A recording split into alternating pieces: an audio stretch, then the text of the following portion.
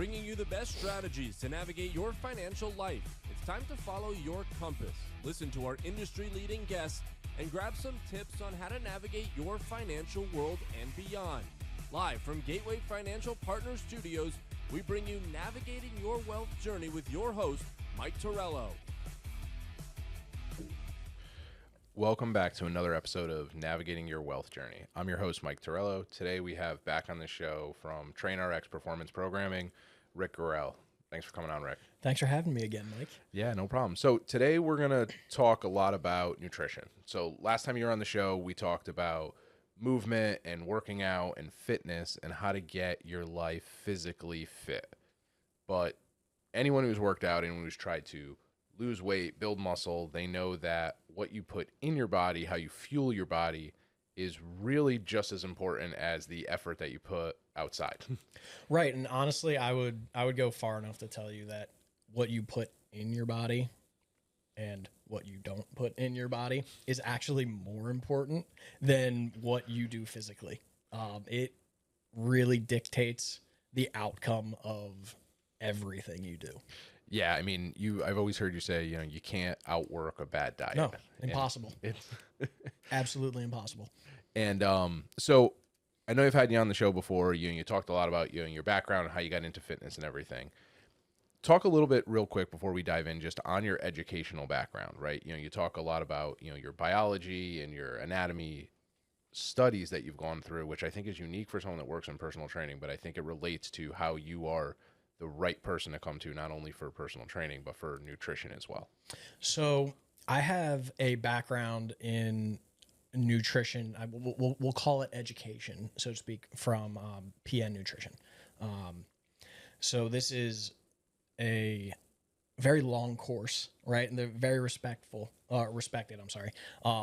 And basically what they do is they teach you everything from the ground up on how to figure out just a whole plan, for nutrition. It's not as simple as saying, oh, I'm going to eat this piece of fruit, this, protein. It's more in depth. You need to figure out how many calories you need to eat per day. You need to figure out your macronutrients, your micronutrients, all of those things. And this background really runs you through all of that and then takes it a step further and teaches you how to apply those things to the normal person, right? Because managing nutrition can get a little complicated, and it can feel a little bit like a job. And if you don't have the right plan, especially a plan that aligns with what you have going on in your life, it will make things extremely difficult. So for me, I really, really enjoy, the whole process of helping someone get the plan and then using everything that I have learned and then also from past experience to help them align the plan with their life so they don't get frustrated immediately, don't give up right away. Because making changes, body composition changes requires consistency, time, and patience. If you can't get those three things, you're never going to see the changes that you want to see. So, getting that education from PN really, really helped me figure out ways to get this information that is so needed, to anyone who actually wants it. Right. So what I want to talk about today is I want to focus on just someone who wants healthy living. Right. Let's not focus on the person who's trying to, build muscle, create size, or the person that's trying to get smaller. Right. Let's focus on, I want to create my healthy living. So one of the things you mentioned was kind of creating that goal, right? The calorie goals, the macros that you need to build your plates and stuff like that. I guarantee you there's people listening that have no idea what you mean. So why don't you talk a little bit about what that is, why it's so important, and then we can go right into how to kind of construct that with a standard meal. Right, yeah. So bare bones right here, okay? Every food that you eat has a calorie count, right? How many calories does this burger have? Or how many calories does this apple have? And then each of those food items also has macronutrients, right? So your food is made up of protein, carbohydrates, and fats, right? A bunch of other things too, micronutrients, vitamins, and all that stuff. But those two things, right, the calories and the macronutrients, are extremely important factors in just figuring out how to create, a diet that is going to align with what you want. There is something out there. Calories determine what your body looks like, and macros determine how lean, so to speak, Okay. you are. Okay. You can focus on just calories and be very, very, thin. Yep. Right. Because you're not eating a whole lot, but you don't necessarily look like you have a ton of muscle, right? Or you can focus on your macros and you can look jacked out of your mind because you're getting everything, that you need to really align with it. Yeah. So those are the two most important things. Awesome. So when you're building something out, right? When you're talking your baseline meal that you want to eat, right? You want to construct your meal. What do those macros look like? I know you mentioned we got proteins, right? We have our carbs. We have Fats. Mm-hmm. What kind of percentage? What's a good plate look like? So if you're looking to dial that in, right, you want to go with a 40-30-30 split. So this is going to be 40% of your meal should be from carbohydrates. 30% of your meal is going to be from protein, and then 30% of your meal is going to be from fats. And when you talk about those percentages, you're talking about the calories consumed from those Correct. items, which I think is important to mention, because it's not the size, it's not the quantity, it's the calories that are coming off. Yeah. So if you're eating a meal that's 2,000 total calories, right, and we'll get into how you even figure that out, right? But if you have 2,000 calories in your dinner, right, 40% of 2,000 needs to come from carbs, 30 from protein and fat. How the heck do you even figure that out, right? Well, guess what? There's a nifty little thing called tracking your food. And this is kind of a reality that is very hard for a lot of people to come to grips with. If you want to know what you're putting into your body, if you want to be aware of, okay, I'm eating this many calories, or this is my, how many or how I'm splitting my macros, you have to track. There are tons of apps out there where you just enter, I'm having 6 ounces of chicken. It's going to spit out some numbers. It's going to tell you, okay, this is X number of calories. This is, 30%, protein serving, all that good stuff, right? So this is how you track it. But if you're going to put together a plate, right, for just general purposes, you want to be on that 40-30-30 split. Awesome. So let's break down kind of some of the healthy ways to break down that 40-30-30. And let's dive right into that 40% with carbs, because the first time we talked, that was kind of the most eye-opening thing for me, because when most people think of carbs, they think of their breads, their rice, their grains. How would you encourage someone to break that 40% down? What does that 40% look like on your plate when you're putting those carbs in? So, like you just said, a lot of people think bread, pasta, muffins, things like that, right? Yep. Those are carbs, absolutely. They are not necessarily the carbs that we want to focus on, okay? And I'm not saying that bread and pasta is bad for you, but it's processed. Processed makes things more complicated. Yep. All right? So if the majority of the carbs you are eating are processed carbs, we're going to run into some problems, okay? So if I were to recommend putting a plate together, the majority of your carbs should come from things like grains, right? Non-processed though, okay? Everything has some extent of processing. You can't even get a bag of rice without it going through some sort of processing before it hits the shelf. But you're not taking that rice from grain to completely different food item, right? It's still rice. It doesn't go from rice to like a pancake. So your carbs should be coming from things like rice or starchy items like potatoes, sweet potatoes, and then fruit and vegetables. Fruit and vegetables are probably the two things that I will push more than anything else. And it's because you're going to get those simple sugars, the carbohydrates, and no one has ever gotten overweight from eating too many apples. I think that's one of the eye-opening things I've heard you say for years. No one's overweight from eating too much fruit. Exactly. And it's something that, you know, the more you dial that in, the more you embrace eating fruit, eating fresh fruit, building it into part of your plate, you can eat a ton of it. You can. And it's something that it's just so healthy for you, and you don't have to worry about it, where you start to snack on it, where a lot of other things, the more complex they are, you can get overweight pretty quickly. You can, yeah. And, you know, the one thing that I really love with incorporating a ton of fruit and vegetables into your diet is it's very satiating. Okay, it takes up a lot of space in your stomach, and it keeps you full. When you think about a lot of these processed options like your bread, your pasta, you know, that kind of stuff, you can eat a ton of it, and then 20 minutes later you're hungry. You know, I'll tell you right now, you could give me an entire pound of pasta, giant bowl of spaghetti, I will eat all of it, and 30 minutes later I'm going back for something else to eat. If you give me 2 apples, I'm going to eat them. I'm going to get through probably one of them, look at the second and be like, oh, I have to eat another. And then I'm not hungry again for a couple hours. Right?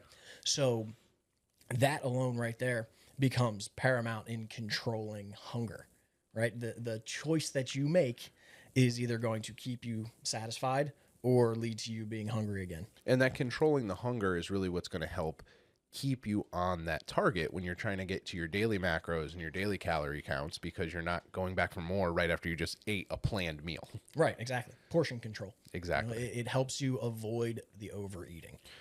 Awesome. So we're going to do 40%. You're going to build that out with your carbohydrates, which is your, like you said, your fruits, your vegetables, your grains, simple grains potatoes, and stuff like that. Like that, yeah. 30% proteins. Where are we going? Protein. Yeah. Okay. All protein is protein, but not all protein is protein. Okay. You have tons of choices out there. You have to look at protein in the same light that you look at fat, because all protein options come with a certain amount of fat. And this isn't added fats, right? This isn't like olive oil or like mayonnaise or dressings or things like that. It is fat that is present within the protein.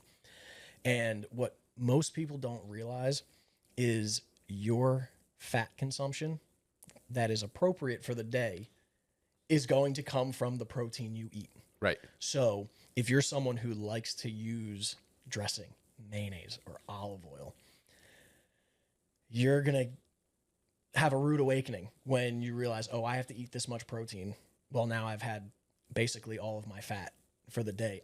If I'm adding things, I'm ruining my macros, right? So it is always in our best interest to try and pick the lean protein sources. Okay, so your lean cuts of meat. This is going to be chicken breast over chicken thighs, right? Not saying chicken thighs are bad. They taste way better than chicken breast, let's be honest. Right? But there's much higher fat content. You know, your ground beefs, things like 90-10, you know, percent, or 85-15 instead of 80-20. I couldn't tell you the last time I saw something less than 80-20 in the store. You know, then you have like your flank steaks. Those cuts of meat are going to be better to choose and to load your plate up with some of, you know, or compared to some of the other fattier options, so to speak. So to give you a quick list, right? Just like if I were to give you my go-to list of protein, it's going to be, we'll start with the meats, like your chicken breast, flank steak, lean ground beef. So an 80-20 is if you can't find it, right? But I would recommend getting an 85-15 or a 90-10 if possible. You have fish, right? Tuna, salmon. Salmon's a little bit higher on the fat content, but it's still good for you. Then you have eggs, right? You have egg whites. Those are all very easy protein options to have at all times. And you don't really have to think much about them because they're always available. Right. It's not hard things to get. Like a lot of people think like if I'm going to going to eat lean. I'm going to eat specialized proteins. They're things that are extremely hard to get in the store. Right, yeah. These are not. These are things that are there every day. Exactly. And I think the biggest thing you mentioned, like your 30% fats are probably coming from your proteins. Unless you're eating the leanest of proteins, you don't have a lot of room for oils and dressings and stuff like that. Yeah, and that's 9 times out of 10 when I talk to someone who is struggling with portioning out a meal, right? We go over all the things that they're eating. They're like, Rick, I'm eating so clean. I don't understand why I'm, not losing weight or my calorie count is so high. And, I will always say, show me what you logged, right? And I scroll through, look through, and the very bottom, we see 4 tablespoons of mayonnaise. That is 100% fat. Right. There's no carb, no protein. That is 100% fat. And that is probably 500 calories that you just added, right? So now instead of having that 40-30-30 split, you probably have something more along the lines of 15 to 20% protein, maybe 20 to 30% carb, and then the rest fat. Yeah. Because it's such a high percentage. And back to what we were talking about with the fruits and vegetables, mayonnaise isn't filling you up. No. So you're going to eat those carbs, or calories, you're going to put them in your body, and then you're going to be hungry right away. It does nothing for you. Because it does nothing for you. Absolutely nothing. It's just like what I said with, taking up space in your stomach, right? You're not going to feel full. You're not going to really get anything out of it. And that's the story for added fats in general, right? You have your added fats, right? Your oils, your dressings, seeds and nuts. Think about the size of that, right? A serving size of, say, peanuts. It's like a handful. Okay? Yeah. If you really look at the nutrition label on a jar of peanuts, it might tell you something like 9. Right. 9 peanuts. Like, are you kidding me? And no one ever eats 9 peanuts. Exactly. Right. You take 4 handfuls. Okay. But 9 peanuts is 100 some calories. Okay. You take 4 handfuls that are probably 30 peanuts a piece. Okay. Just, you don't even need to do the math. Right. It's exponential. Yeah. And that ends up setting you off for the entire day. That's could be 5 minutes of just eating poorly set you off for the entire day. So building off of that, let's talk a little bit, we talked kind of about your basic plate, your basic meal, how to construct it. What are some go-to snacks, right? You got to eat in between meals, right? We talk about, you're going to eat smaller, you're going to get fuller faster, you're going to eat healthier. Well, what are you eating in between those meals, or what are you eating on the go? So I want to start this with actually saying, in my experience, if you can properly set up breakfast, lunch, dinner, the possibility of you needing in between meals becomes less and less, right? Because you can get to a point where you're full from breakfast and you aren't hungry again until lunch, and then same thing goes until dinner. The concept of using snacks, you have 2 reasons for a snack. One, you need another meal during the day to hit your calories, right, that you're supposed to hit. Or 2, you're bored and you're hungry because you didn't eat enough in whatever meal prior, or you're just, I want something to do. And so if snacking is going to be something that is part of your routine, you need to make the right choices, not the peanuts in the jar, right, at the office, right? So you want to have something like non-fat Greek yogurt.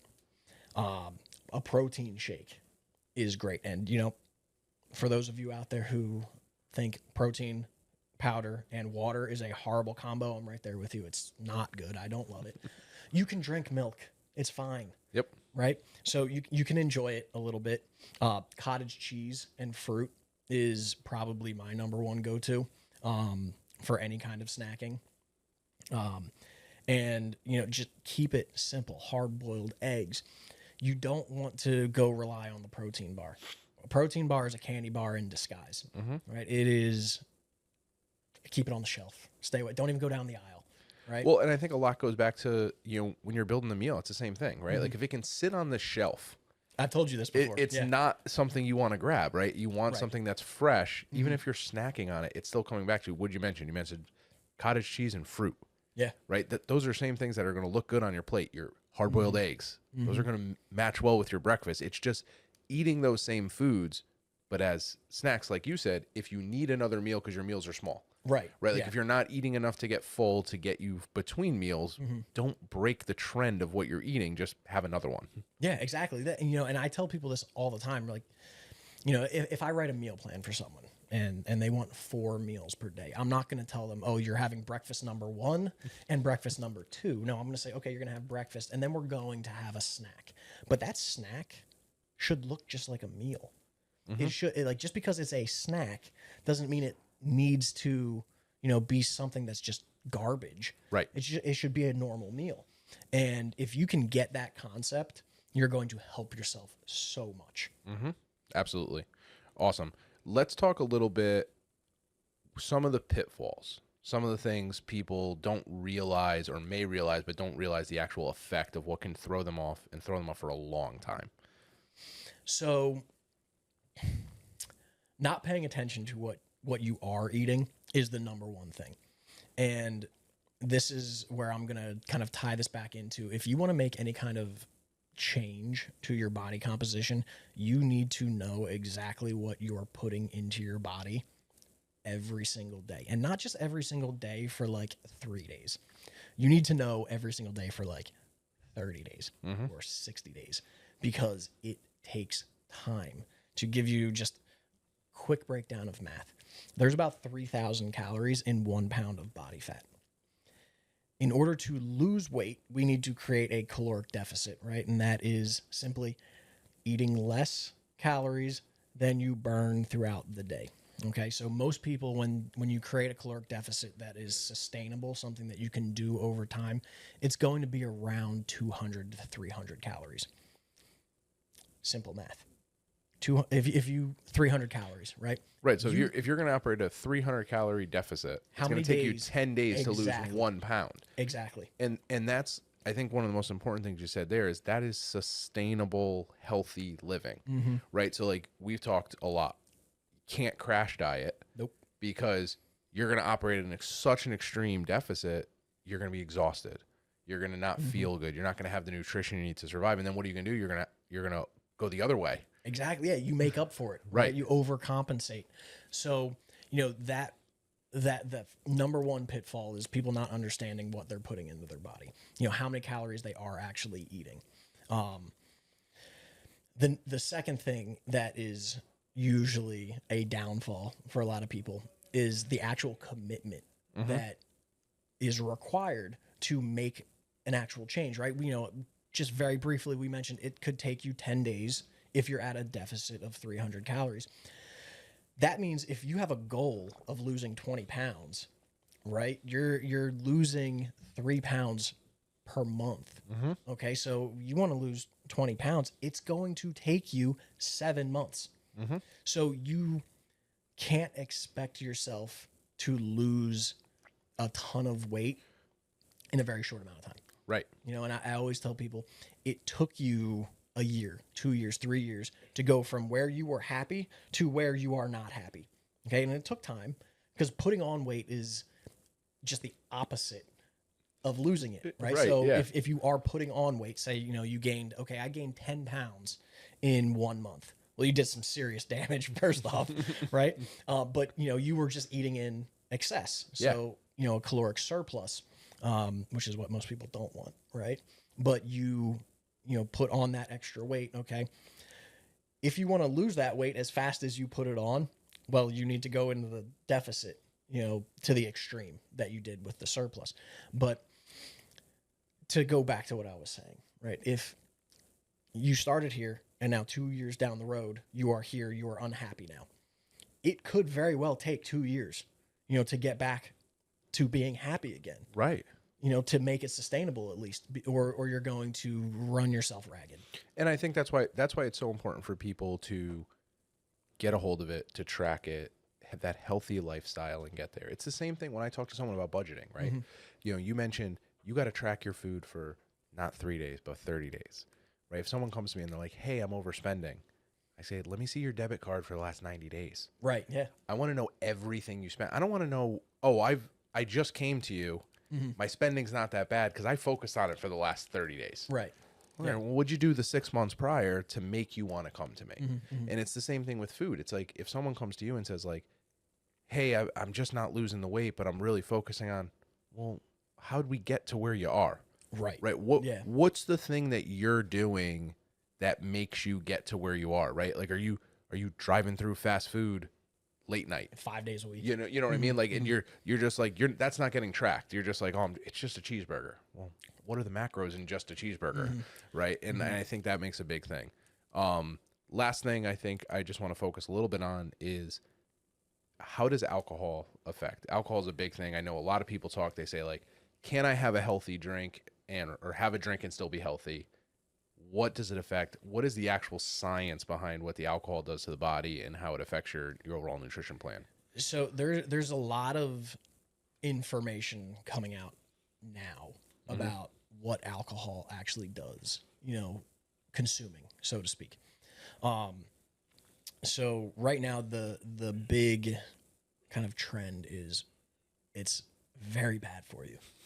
And it will essentially stop your body from making the changes that you are hoping to make. When we consume one serving of alcohol, whether it's hard liquor, wine, or beer, your body will stop utilizing all of the other fuel that it has inside of it. So your carbs, your proteins, your fats, and it will prioritize metabolizing the alcohol. And it will metabolize that alcohol until it is gone, pending how many drinks you had. And it's not just drinks, right? It's not one beer, right? Because one beer is usually more than one serving. Right. And so you have, you go a little crazy on a Friday night and you have 8 beers. Okay, well, you're looking at more than 8 servings. So that could potentially be upwards to 48 hours to metabolize all of the alcohol in your body. So for that 48 hours, you are burning nothing but alcohol calories. And then no matter how healthy you're eating for that time where your body's metabolizing the alcohol, what's happening to your food intake? So you have to eat, right? So you have to put that food into your body. If you're not burning it off through exercise or physical activity, that's a surplus. So you are just stacking the calories on towards that 1 pound of body fat or that 3,000 calories, right? So this is, really where people who are heavy drinkers or, very social, this is where they run into problems because they're faced with these weeks where they're out socializing 3-4 nights a week. Okay, it's only one drink this time, but 3-4 nights a week, that's 3-4 drinks, sometimes more. So it compounds. Right. And like you said, like if your body's going to take, let's say you have one drink. During that time frame, your body's only metabolizing that drink. Right. Let's say it's 4 hours. Well, you also, during that time frame, you have a meal. Right. Now your meal becomes a surplus. And it's like if you do that, like you said, 3, 4, 5 times a week because you're just socially having one drink, that's 3, 4, 5 days where you're operating at a surplus. How are you going to get to a deficit? Yeah, exactly. So unless you're physically burning those calories off, it's just all surplus. Yeah, awesome. Rick, I think this is a great place to end for today. Just as a reminder, get in touch with you by Instagram, TrainRx _performance programming, or you can email me at info@trainrxfit.com. Awesome. And to get in touch with me, michaeltorello.com is best place. Thank you again for joining us on another episode of Navigating Your Wealth Journey.